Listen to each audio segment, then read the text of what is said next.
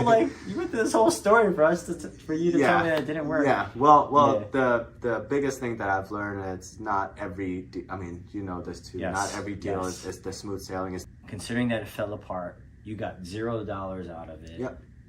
Would you say that was 100% worth the investment? Yes. Yeah. John Lee Real Estate, find you the best rate. All throughout Philly like Schuylkill Expressway. Talking to people who out of the tunnel. Hello everyone, this is John Lee, your local real estate agent in the greater Philadelphia area. I'm also here with my buddy Aldo, also a real estate investor, a very young guy, very sharp guy. He has a lot to share, and I think it was long overdue, right? How long did it take for us to actually start, to set this up? It's been a while, few months, but then we definitely talked about it way earlier than that. And then we kept pushing it back. So I really like Aldo because, like I said, he's a young guy, but he's also a man that really implements what he's been taught and what he learns. But he's also in the space of real estate, not just with investing, but with your work experience at Toll, right? Yep. Working at Toll Brothers. So Aldo, if you can share with our audience a little bit more about what you're currently doing and what you got going on. Yep. Well, currently I'm as you mentioned, I'm working on Toll Brothers. Right. In that segment, I used to be part of the home building. That's what Toll Brothers is very well known of. Is the McMansions, the big, fancy houses. So I started in that space. And before that, I was doing flips, and we could talk about that during college. Doing flips during college, and we'd talk deeper than that. Mm-hmm. And then now I'm kind of transitioning out of that home building and move into the apartment and the student housing space, in a finance role. So that has been a very, very mind-boggling that. And it's funny because not a lot of people know that Toll Brothers actually does apartments or student housing. Mm-hmm. So in that regards, I'm in a space or in a department where there's people who have 10, 20, 30 years of experience that every time I go to the office, and hopefully they won't hear this, but I get intimidated. And that's always a good thing, because I just, in meetups that we go to, I'm not afraid to ask questions, or I'm just, anything that I'm curious about, I'm willing to ask. But when I'm in a room with them, it's like they're talking 100 miles per hour at very, very complicated and smart things that I just sit down. I just wanted to digest everything. It's even harder for me to ask a question, but you want to be in that space, right? And I think the generic thing is that if you're the smartest person in the room, you're in the wrong room. So I'm kind of in the opposite of that, where I had so many smart people around the same room, and I get to learn every single bit of that.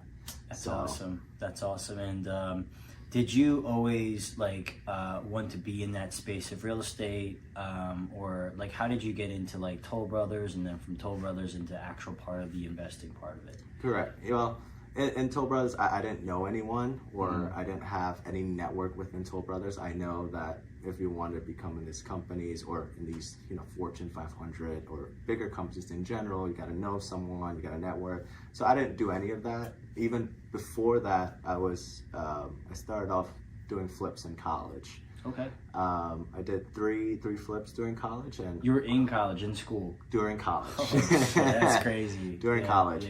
So I started in real estate at 18 years old. And I knew that, okay, I'm doing these flips, I'm doing these small residential flips in Philly, and I wanted to go bigger.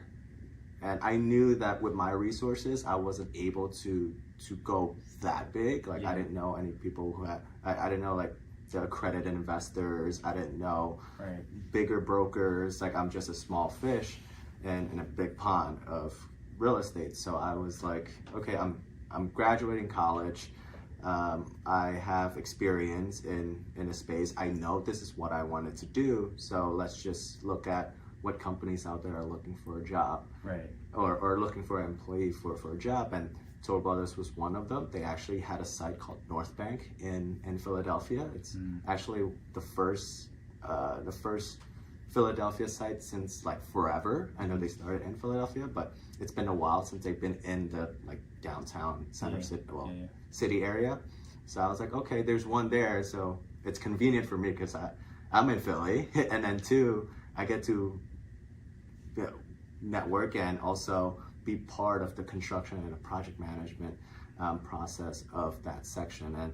And I tell everyone this too. Toll Brothers have this internal, I call it like Toll Brothers University, where back then I used to call it assistant project manager. Now they call it management associate, where they had you in this rotational program where you had a project management role, and obviously you follow under someone, a construction management, you do sales, and among other supporting segments, and you just listen in or you help out and you get experience from that. And after that, you just either you have a place in that particular division or you just move somewhere else within Toll Brothers, and that's what's great about working there. Mm-hmm. You have obviously experience working at Toll, and going from Toll Brothers to where you are with your investing journey. Like, how did that segue, or did that even segue at all? Like, what was kind of your story there, or what is your story there, I should say? Before going to Toll Brothers? Well, I would say going before, and then kind of like what it is now. Like, what's the transition looking like now, and what was it before? Transition within Toll or transitioning to Toll? To Toll? So okay. When you're going to Toll, and then Yep. from Toll to kind of where you are with investing now. Got it. Yeah. Yep. So going to Toll, it wasn't a difficult of a process, because when I first started, I was an intern, and they had interview process as well. And it's funny because when I did the interview, I didn't know that these guys were like vice presidents of the divisions. They're big. Yeah, I didn't know. I didn't know I was talking to the big boys, because it didn't seem very corporate. Mainly because when I talked to, it was two of them, and they're both our VPs. One is a senior VP, and one was a VP. And in their background, it was like, it looked like a trailer. It doesn't look like a very office. So I was like, okay, maybe these guys are you part of the HR team. You would think it would be something like this, like in a nice office setting. I thought it was like very high standard, but then these guys were like they were actually down in the dirt. They were at a construction site. Exactly. But I didn't know that at first, so I just thought like, okay, these guys are just probably in the HR. They're probably working from home or something, because it was towards the end of the COVID. So I was like, okay, I'll just talk to them like they're friends in a way. As you should. As you should. You Yeah. should. And that's one thing that I learned from interview is one, you want to just keep it professional, but at the same time casual. There's that balance. And then two, I think with interview process, if you allow the interviewer to talk more in that interview, I would consider that as successful, because now it seems like they're very interested in giving you all the information, and you ask the right questions. And obviously in the beginning part of the interview, you want to answer the question in a way that you sell yourself very well, and you really want to get this job. But then towards the end, you want to ask more about the job and talk to them about their experience, because as you know, people love to talk about themselves. So I did the interview with them. And what's funny about the interview, and I was lucky to do this or to have this experience, was they never asked me about my college, or they never asked me what my GPA was. They asked what my experience was in a real estate space. They were like, oh, you did these deals, tell me about these deals, and I would break them down.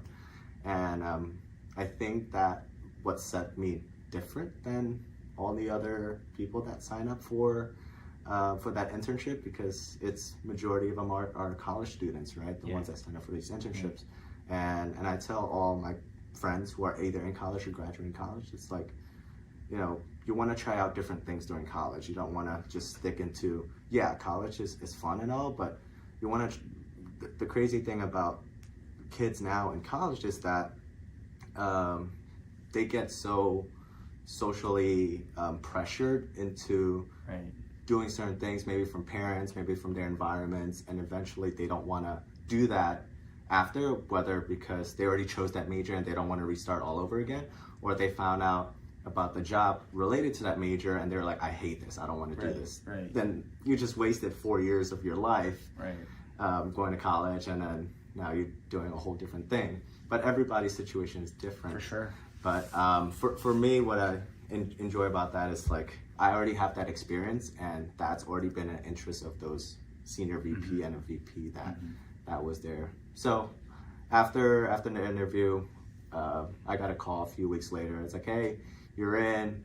And then I tried to like budget a little bit where am I stationed at? Oh yeah, you're stationed at Philadelphia. I was like, let's go. That's awesome. So because they could have taken you anywhere. Correct. Yeah. Well, I didn't even think of that. Yeah. Toll Brothers in the home building, they're very well known in the kind of where we are now in the Bucks County, Montgomery County. So that was the Philadelphia, and already knew it worked out the area, and it worked out very well. Yeah, it worked out very well. Yeah. Okay. And just from like your overall experiences, obviously with your flips, with you working at Toll, I know that you have a mentor, right? Correct. Someone who you take advice from. How did that kind of transpire? Like, and what's that relationship now? Like, what's that look like to you? The mentor from Toll Brothers or mentor outside of Toll Brothers? I'm not sure if it's like from Toll, if your mentor's from Toll, or if it was from outside of Toll, or a combination of both, but. If you want to share that with our audience. Yeah, so even before going to Toll, I already found a mentor, and actually it's one of the meetups that we frequent go to. It's with Nick Tang. Yeah, shout out to my boy Nick. And by the way, shameless plug, yesterday we had our first Asian Real Estate Investment Association. Yep. My buddy came through along with a packed full room of people who were just contributing, and obviously you're gonna be on the panel. He's gonna be on the panel, guys. He's something special, so you gotta look out for this guy. But my bad. Continue. You're good. His meetup's gonna definitely be stadiums. Guaranteed. I hope so. We gotta go big. Big area, audacious goals. I hope so. Yeah. But yeah, speaking of mentorships, in Nick Tang, my first meetup was with Nick Tang, and I remember I was 18 years old, and before you were that young? I was that young. All right, so what? Like, all right, I'm not trying to like give people like how old you are, but like roughly how many years ago was that? 5. Okay, all right. Everyone do the math now. He's pretty young. So 5 years ago, that was so where? Where was it at? It was Hotel Sofitel on 17th and okay. a Samsung, I believe. Okay, yeah. So who's speaking? Like Albert or someone? So I remember it was Larry Steinhaus, it was Sean, and it was Tino, and I think Jabbar was one of the speakers. Okay. Yep, so that was 5 years ago, and I remember even before going into that room of people who are much older than me, I was in a bathroom for 30 minutes just like washing my face. I was like, just doing deep breath because I was really scared. You were? I was really scared. I mean, you're 18, so I guess that makes sense. Yep. Yeah, I didn't even think of it that way. But I had an agenda because back then my friend had a cleaning business and I wanted to get more sales. I was like kind of like a business development kind of sales guy for the team, and I thought that I found this meetup online. Maybe we can make more money. We can make more money by networking with people who had houses. Yeah. And once I went to the cleaning business. For the cleaning business. You didn't even tell me this, man. What the hell? So that's why you came? That's why I came. That was the agenda. Oh my God. I was like, I want to try something different because, we reached out to many different people and we didn't have any, responses back. Let's just go directly. A little more proactive. Correct. Like direct to consumer. Wow. We could do cleanings here. Wow. But as soon as I got there, I had a mind, what do you call it? Like a flashlight, like epiphany or something. Correct. You can make more money buying the houses versus cleaning the houses. Oh yeah. And that's where I found my first mentor, Greg Wright. He's an amazing guy. He do rooming houses. Found him, and then I started networking with Sean. Started going to these meetings more frequently, and just learning from the best. And that first meetup, I didn't know what an ARV was. I didn't know what a rehab cost. Okay. What is closing? I thought closing was like, open door close. I didn't know closing was actually, part of the real estate transaction process. Yeah. So, and ever since then, oh my God. Built more mentors and talked to many people as possible because, as we all know, real estate is a networking industry. It's a networking industry. Yep. It's also a reputation industry, for the better or worse, obviously. Yep.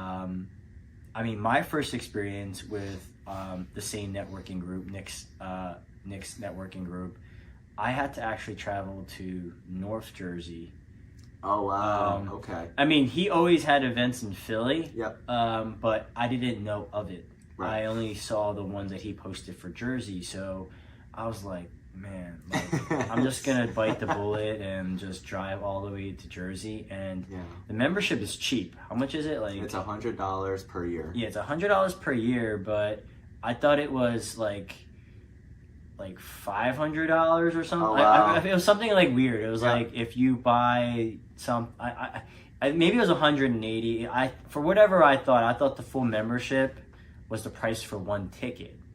So either it was like 180 or $200 or something like that. Yep. I thought it was for one ticket. So I was willing to pay $200 for one ticket for one event. That's dedication. But without knowing that it was for the year. So I was just like, you know what? I'm gonna go to New Jersey, and that was also my first experience. Yeah. It was epiphany for me to learn and really get into the real estate game.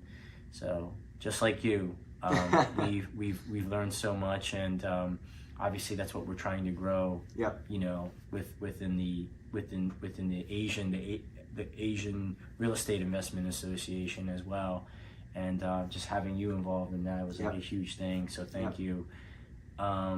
But yeah, I mean, you obviously have different kinds of levels of mentors, right? Yep. Obviously, one that you're learning here on the investing side. Yep. And then more on the toll side, is that more from like the development side? Like what aspects are you learning on that side? From the toll. So within my role in a finance role, we support like the acquisition team, the development team, asset management, and disposition. So we're a very lean and mean crew. So I get, my boss, he's directly across from me, or he's like only a phone call away, and he's very, very knowledgeable of 10 years of experience just analyzing different asset classes. So I just sit there and ask him questions, and he's just a super Excel wizard. And during Temple, when I went to Temple University, so I studied finance, and majority of the Excel work that they provide is already like a pre-templated, like Excel worksheet that you put in the numbers, and then the formula already calculates it, and the numbers pop out, and you just have to explain it. That's basically the gist of the finance class that I took. And transition to toll, where it's a lot of data analytics, a lot of performas, a lot of comp analysis. Like there's different formulas and VBAs, and it's just all these Excel stuff that gets super complicated. But I have someone right next to me who literally does that and can create that. So all you have to do is like... I just have like, hey, how do you do this? or even, he's very great at analytics, where... That's a good one. You can look at data and then figure out why is this? Like, why is there a difference in this numbers versus that numbers? And when you're working with over $100+ million deals, small stuff like that can change, can make or break a deal too, whether you're buying or you're selling. And on top of that, the great thing about toll, it's everyone. It's like this, like they could think on the spot. When you're dealing with investors, and these are not your mom and pop investors, when they'll just ask us like, what's my return? Well, even institutionalized investors ask that, but it gets more complicated. Okay, in the next few years, we're projecting out 5, 10, 15 years from now. What is the investment of my return? But then if the market changed, then you got to take that into account. So it gets super complicated. And to be in a room full of people that have a lot of experience, and you're able to answer the questions like that, that's something that I still want to develop. Whether that's public speaking, social skills, professional development. So that's a true still in the gift. works. No, that's a true gift, and man, I know that there's a lot of things that you're starting to implement as well for yourself, like your podcast and stuff like that. So obviously, I'll have all of your information in the description below. This is a very special person, guys. I just want to let you know. I mean, just for our audience, because a lot of our audience are newer investors. You started at 18. Correct. Right? So, like, I'm assuming at 18 you didn't have money, right? Like, Correct. Like, so how did you get your first flip? How did you? Yep. How did that even happen? Like, tell me, Yep. walk me through your first deal. Got it. So my first deal. And what were your numbers, by the way? Yep. So my first deal wasn't actually a flip.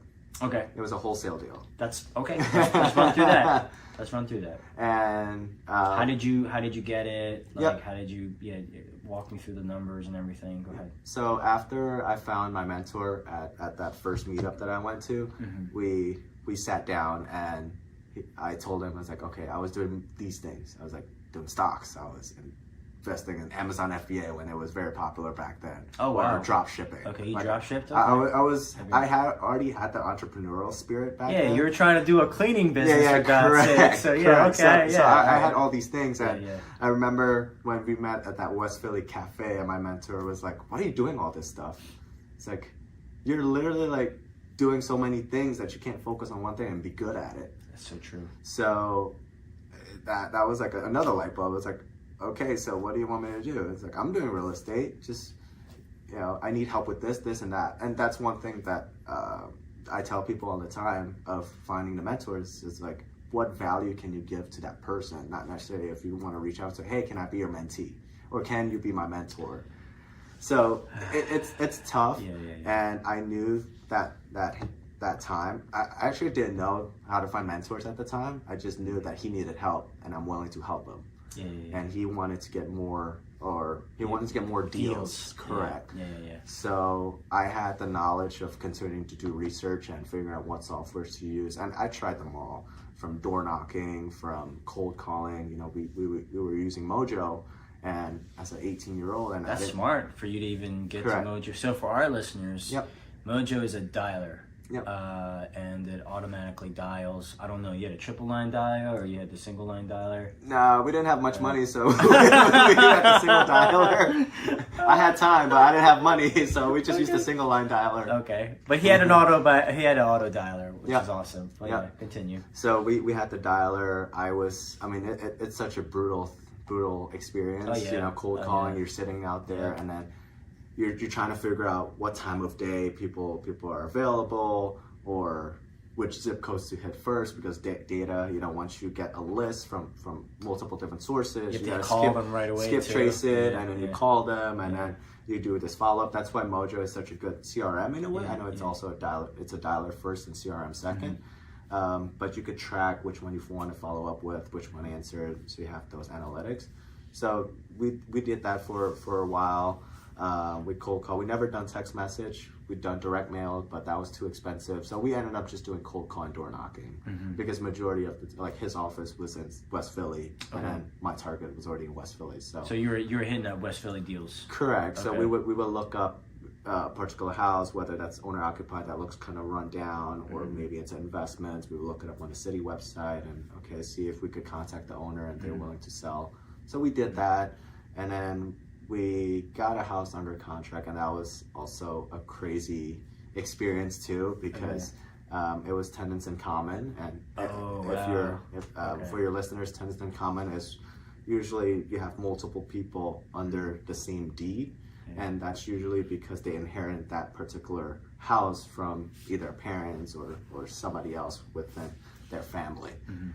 And that was in tenants in common. And this was actually the deal that got me my private lender, and we'll go into that, because it was in West Philly. It was on Hazel Ave, I believe. It's really close to UPenn, so it's ARV is around 600K at least back then. And we got it locked up for 300, I believe. It was like 250, 300. That's a good spread. Yeah, so it's a huge spread. You could rehab it for 200 at the time. That was you still walk away with a cash out or something. Yeah. Correct. Yeah.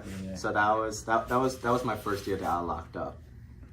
The disposition process was the hardest part. Oh, okay. Well, the acquisition, it was hard mainly because during that tenants in common, that one of the sister wanted to sell. Someone didn't. The brother died.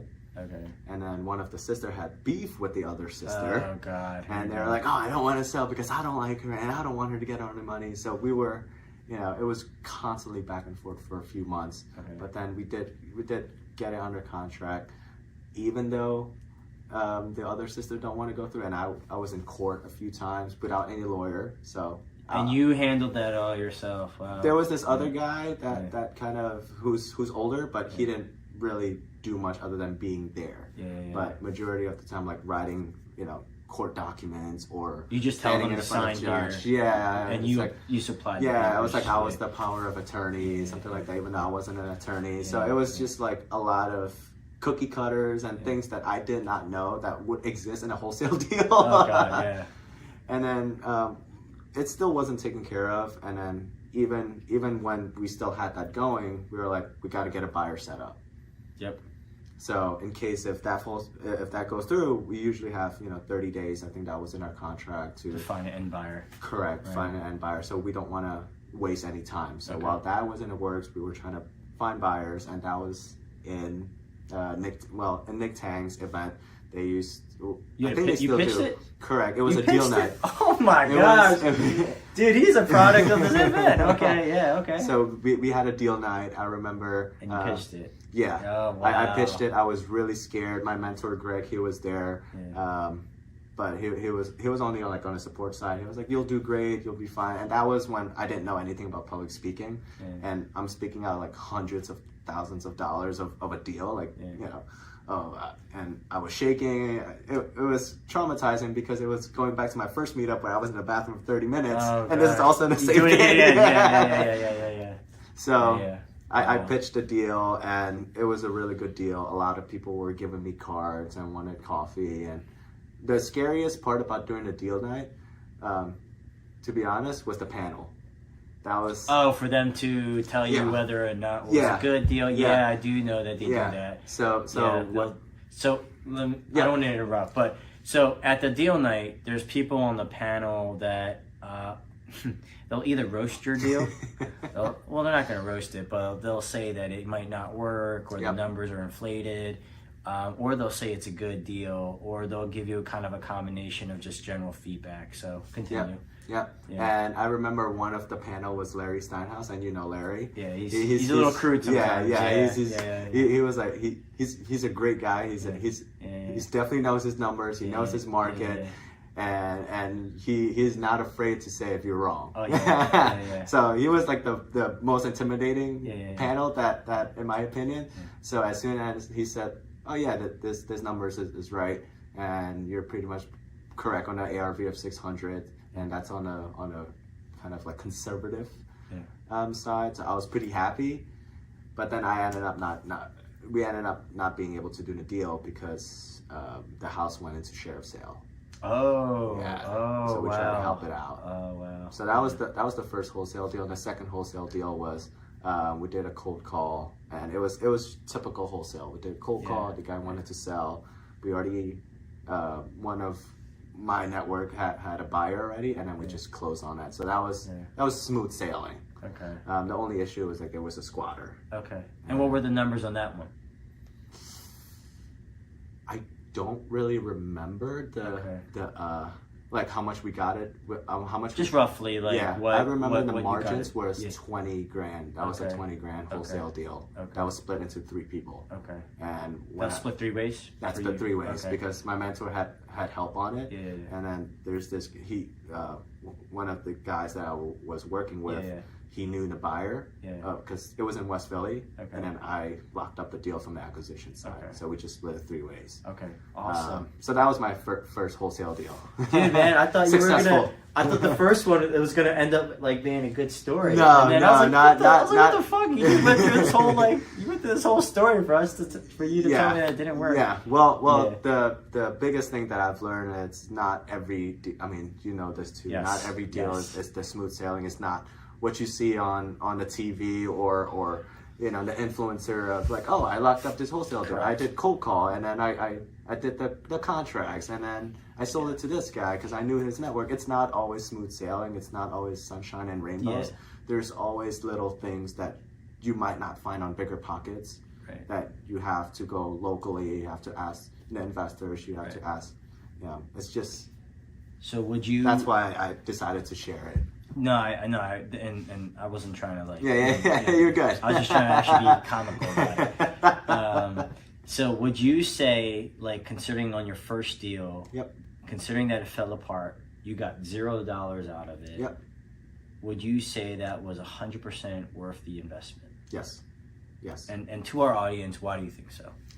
Because if I could go through what I went through in that deal, Right. then every deal is kind of smooth sailing. It was Right. similar to that second deal. It's like I Right. did cold call. I already knew the contract Right. because I wrote it, and then I made sure there was a. I mean, you're pretty much an attorney. Too. I was an Yeah. attorney. I was in the court. Like I didn't. You were I didn't have- negotiating. Yes, correct. You faced your fear in public Correct. speaking. Yep. You got to meet. You probably got connections with other investors. Yep.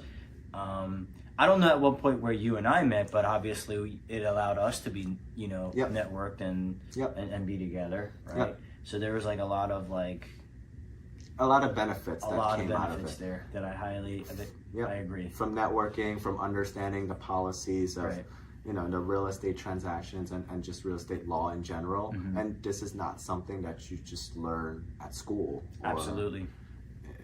Yes, you might could learn it at Bigger Pockets or some podcast or some class that you might have taken, but Mhm. this is true real life experience that, if this is happening again, then Right. you know whether to walk away or you know how to fix it. And sometimes how you fix it can be a competitive advantage of you being a wholesaler or an agent that you could provide value to other people because you Absolutely. went through that. Right. And the network was also a plus, and It definitely helps. that's how I found my first private lender for that flip. And we'll get to that in a second. Yep. Going back to with your experiences with using private lending, Yep. hard money, all those kinds of things. Yep. For our audience, can you tell us what private lending is, what hard money is, what Yep. the differences between the two are, and what you're currently using, what strategies you are using for financing for Yep. these deals? So I'll go into the private and hard money. So Yeah. hard money is more of a corporation, of a company, and the reason why it's called hard money is because it's the hard asset, which is the real estate, is collateralized, meaning that if anything goes wrong, they are able to take that asset, whether that's a house or any type of building.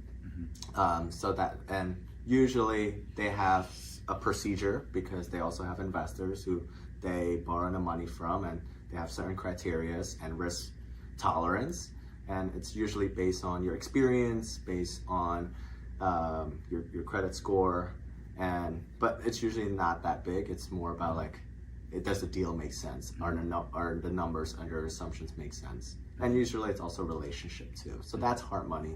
Private money, it's more, I don't want to say lenient, but you can control what, like the interest, like the points that you're willing to put down, and you're leveraging more of the relationship between you and that lender, where it could be just a family friends, it could be just a coworker who have money from either a self-directed IRA, or maybe they just have inheritance, or they just have money in a bank that they're willing to use. And obviously it's best to talk to an attorney whether you could use that money or not for a real estate transaction. But usually private lenders, the difference between them is obviously the relationship between you and that lender, and what you're willing to give, or what's willing to negotiate it, where there's also where hard money lenders are more procedures, Right. And, And I before we get to like who you're using, Yep. right? I really want to like also challenge our audience, and I'm gonna ask you this question. What do you think is harder for investors, and including yourself? And Yep. and you and I are newer investors. I Yep. would like to think that we're not like Yep. big shots, right? Yep. But considering that our level of experience, right? Do you think it's harder to raise money, or do you think it's harder to find a deal? Oof. It's harder to find a deal. Okay. Because if you have a really good deal, people are willing to to invest in you. Exactly. Yep. And I agree with you. And the reason why I agree with you is because when you understand the concepts of what a deal is and Yep. and looking for one, Yep. right? There are going to be many people Correct. that are going to be wanting to get part of that. And even for me in situations, I have to turn down a lot of opportunity where people are now coming up to me asking me like, hey, I want to work with you on a deal or do something with you. And it's really hard for, I think, newer investors to understand that, right? And I didn't get it at first until I kind of had to realize like, wait, like how do people get, like, people can easily understand hard money because it's like an institution, right? But like, how can like your brother or your sister or a church member, how can they just give you money? It's like, it's because once you find something that makes sense, there's a deal that makes sense, it's actually a lot harder to find the deal than it is to actually find the money. So I'm going to actually segue that into kind of what resources are you using? Are you currently using hard money, private money, and why? Currently, I'm using a private lender, mainly because for your listeners, it could be very like rigorous process if you're a newer investors and want to do hard money, because if you don't have a track record, they will go really, they see that as a higher risk, mainly because, okay, he doesn't have a track record, you know, what if he messes up, so we're going to charge him a higher interest, or more points, or, you know, lower the duration with the hope of, you know, we get our money back, or just look at his numbers and just be more conservative of when you're doing the pro formas, or when you're analyzing the properties. So yeah, it's definitely harder for sure with hard money. Yeah, absolutely. For newer investors. But if you have already a track record, then it gets easier for both hard money and private money. Mainly because for hard money, obviously you get the lower rate and you get more benefits of being a track record. But in a private lender, they see that, okay, he have that experience, I feel more safe providing money to you.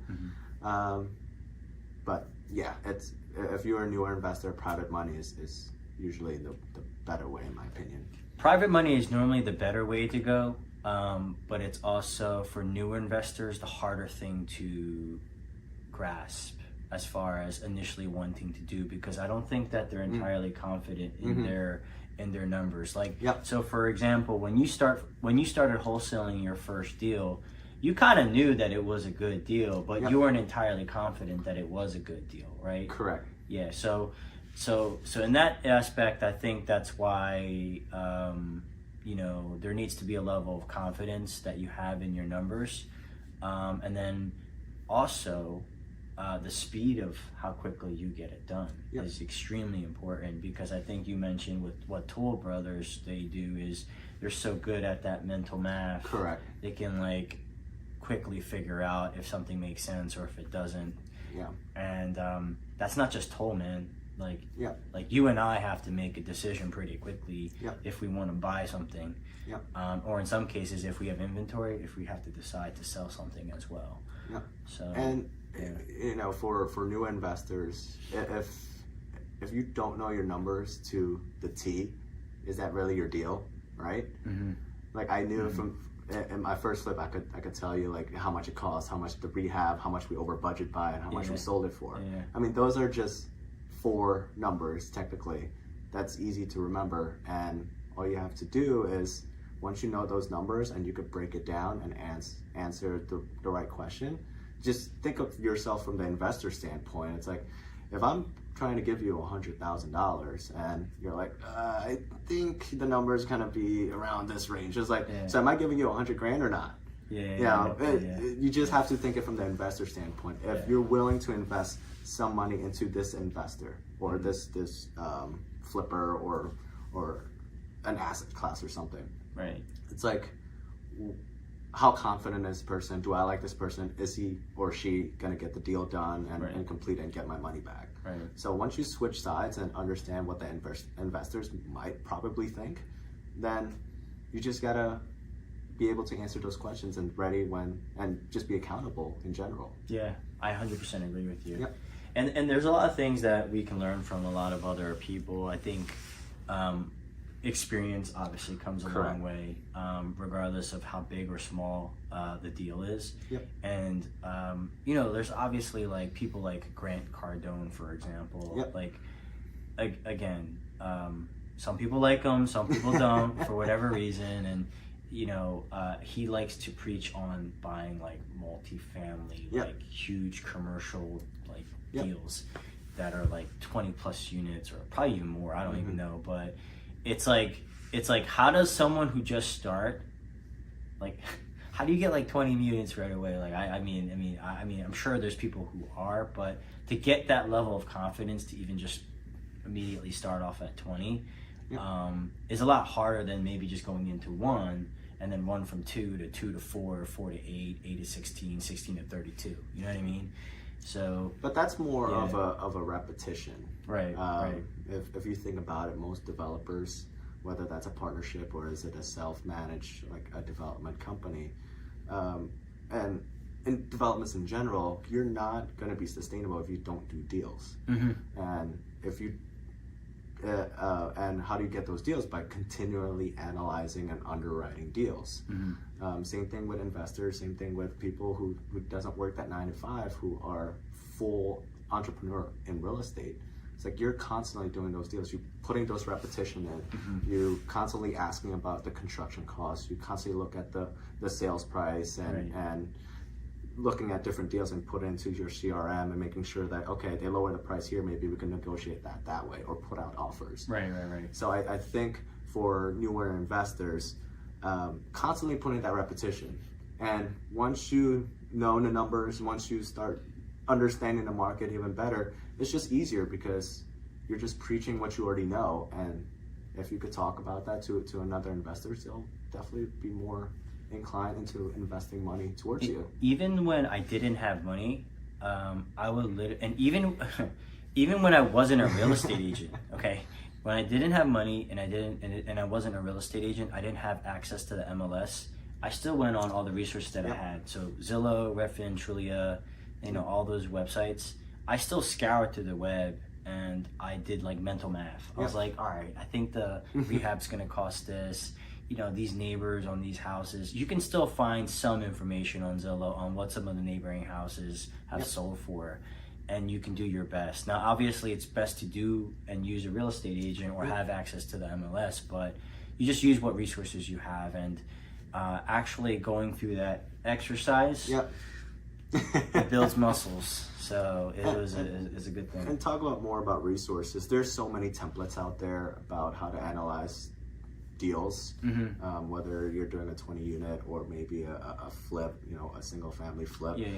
There's so many templates out there and you could get them for free.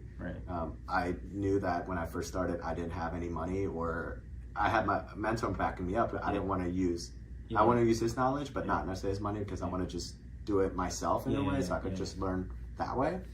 So I just figure out like, okay, if I'm analyzing deals, I don't know what the math is or what's the formula in Excel. So you just look online if there's any templates. Right. And just there's so many resources out there that everyone can use in real estate. And real estate math isn't very complicated in my opinion. It's not like the stocks and bonds when there's multiple different things. It's literally, you know, acquisition costs, closing costs, rehab costs, then disposition when you sold the property, or when you just look at the ARV and see where those margins is.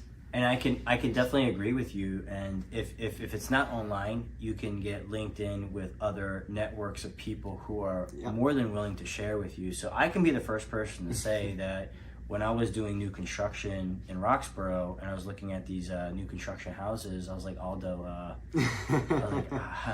like you worked at Toll, bro.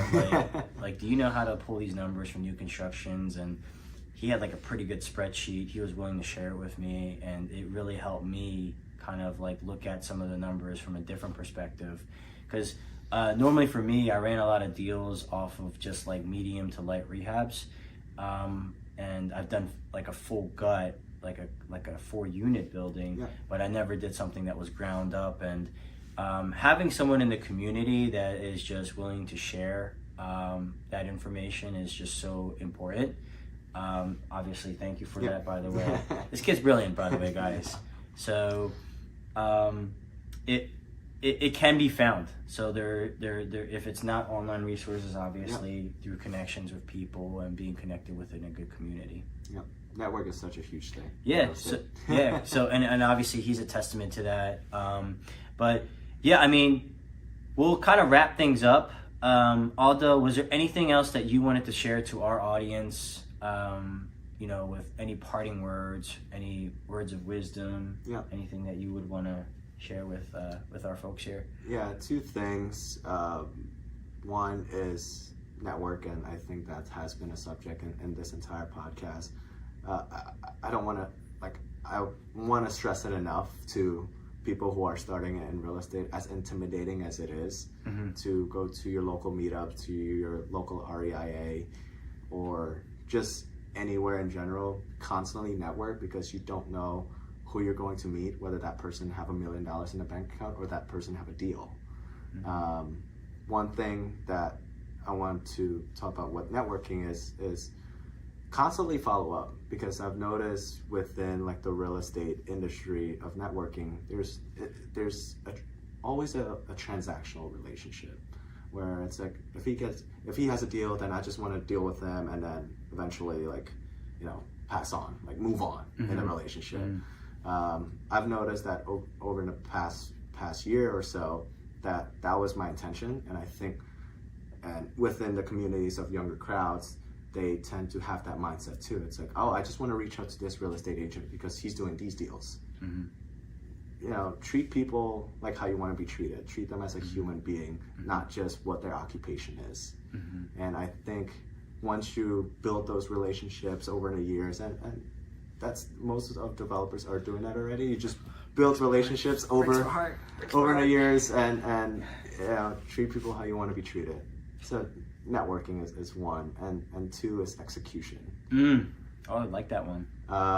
Mainly because, and I'm a testament to this too, there's deals, and you could do so many research in many different investment type and many different asset class, but the key is, are you going to execute on it? You could create as many Excel sheets as you want, but what are the most important things to get you that deal? Are you putting out offers? Are you actually talking to the seller? Are you figuring out what their problem is and providing a solution to that problem, or researching for that solution? So I'm a big believer in constantly and consistently doing hard things and doing the right things to get you where your goal is, rather than being procrastinating or I think I should do this, but in reality, is it really taking you anywhere? Right. So execute on the right things that reach you to your goals. Right. That's awesome. And Aldo is also trying to organize a group, a RIA, a Real Estate Investment Association, for the younger professionals as well. And he is definitely he's going to be definitely doing some great things out there, and definitely has our support, my support. And if you guys would want to be part of that, I'll make sure that I put his information in the description below. And if people want to reach out to you, what's the best way to reach out to you? Yeah, you could reach out on I'm in Bigger Pockets at Aldo Chandra. You could always look me up there. I'm on LinkedIn, also Aldo Chandra, and my Instagram is Aldo S Chandra, because there's already somebody taken Aldo Chandra, but I'm always around if you have any questions, or if I could help in some proof of way, and build relationships. It's always nice to build relationships, even outside of your local circle, and maybe people out there who are watching or listening to this. All right, brother. Well, thank you so much. Thank you so much. And we're out of here. Peace. John Lee Real Estate, find you the best rates. All throughout Philly like Schuylkill Expressway. Talking to people who out of the 215, even the 267, who always helping like, oh, no time for no student.